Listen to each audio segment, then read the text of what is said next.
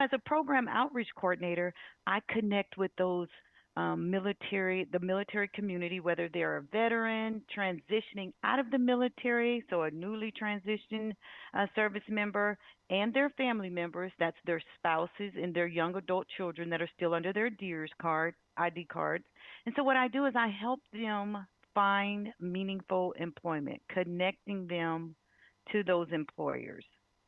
And then when I flip the hat and I become an events director, I get to really pretty much pull it all together. Being able to continue to serve, but yet in a different capacity with Recruit Military has allowed me to broaden my scope and my leadership skills, and not only just helping one particular branch, but allowing myself to expose, the talent and the skills with an abundance. The Army, the Air Force, the Navy, the Marines, National Guard, and reservists. So unique about a virtual hiring event is the opportunity of being in the luxury of your own comfort zone, right? So you could be behind your computer and you're really networking through the computer. And what I like to explain to the job seekers is kind of visualize it as if you were there in person, because an employer can connect with you, they can speak with you via audio or video and or chat. So there's three forms of communications. The job seekers were able to be in up to three rooms at one time, and they really enjoyed that today. It was kind of fascinating when I went back through and I was asking a couple of questions from the job seekers, and they were just fascinated with the opportunity to be in three rooms at one time and connect with three different employers all at one time.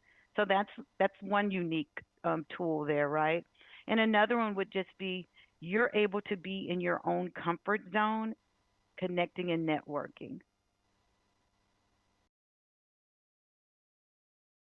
It's important because it does two things. One, it helps the civilian workforce because they're bringing those skills and certifications and experience. And then it's showing the military community how much you appreciate what they've already done. But for as the service members, the one of the biggest challenges is understanding and knowing how to relay your skill set, your experience, um, and your trade. Everything that you've learned in the military, um, it's valuable out there in the civilian workforce. Indeed, it is. I want to say that most could say yes, they would agree, right?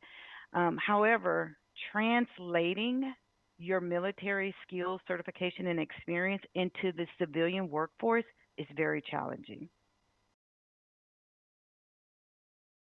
There's an abundance of skill sets, right? So it ranges anywhere from information technology to cybersecurity, law enforcement, banking, medical. I mean, the list goes on. Human resources, customer services.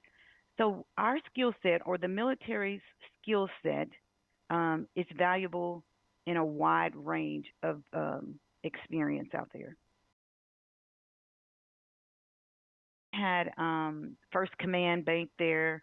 We had John Deere, General Dynamics, AT&T, the Department of Energy, and that's Amentum, and that's just to name a few. Sonopar Management Incorporation.